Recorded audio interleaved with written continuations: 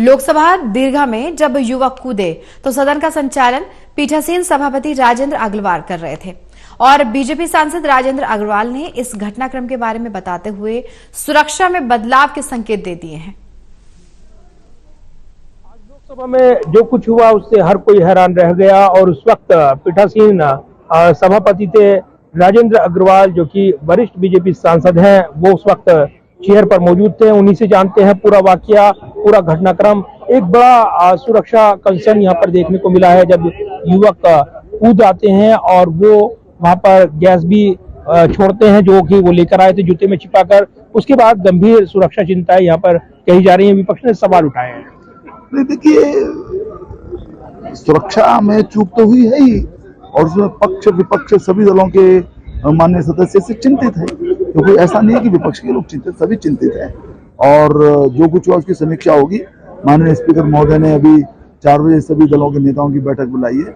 उसके अंदर जिनके भी जो कंसर्न्स हैं उनकी चर्चा होगी, वो बताएंगे। चूक की समीक्षा होगी, जो सुरक्षा व्यवस्था की समीक्षा होगी, और भी कहीं पर कोई चूक हुई है तो आगे न उसकी व्यवस्था की जाएगी। आपने क्या घटनाक्रम देखा है, क्योंकि उस समय आप सभापति जी चेयर पर मौजूद थे? पहले एक व्यक्ति शायद वो कूदा ही होगा, पर हमको लगा शायद वो गिर गया, क्योंकि मेरी कोई दृष्टि दर्शक दीर्घा पर नहीं थी। बाद में जब मैंने देखा कि एक व्यक्ति रेलिंग पकड़ करके कूद रहा है, तब ध्यान में आया कि ये भी ऐसे ही कूदे होंगे। तो हमारे सांसद जो वहां बैठे हुए थे वो एकदम से सक्रिय भी हो गए। मैंने हाउस को तुरंत ही एडजर्न किया और फिर सुरक्षा कर्मियों ने सांसदों के सहयोग से उन दोनों को काबू में किया। उन्होंने इस बीच में कोई धुआं वगैरह सारे हाउस के अंदर छोड़ा था, लेकिन वो धुआं बहुत विषैला नहीं था। तो मुझे ऐसा लगता है कि उसका बहुत अधिक हानिकारक न होने के कारण से भी हो सकता है कि सुरक्षा कर्मियों के द्वारा जो जांच की जाती है उसमें वो न पकड़ में आया हो, शायद जूते में उसको छुपाया हुआ था। अब जो भी है, ये सारा का सारा रिकॉर्ड हाउस के पास है, कैमरे वगैरह में है, उसको देख करके उसकी समीक्षा भी की जाएगी, उसके उपाय भी किए जाएंगे। पूरी सुरक्षा जांच पड़ताल होती है और तब यहाँ पर एंट्री मिलती है। 3 लेयर 4 लेयर सुरक्षा यहाँ पर रहती है और सुरक्षा कर्मी मुस्तैद रहते हैं। फिर आपको क्या लगता है, क्या बदलाव की जरूरत है, क्या सुरक्षा उपाय किए जाने की जरूरत है? पूरी बात होने के बाद ही पता चलेगा। सुरक्षा में जांच भी होती है, पर एक विश्वास भी रहता है। शायद उस विश्वास का किसी ने दुरुपयोग किया है।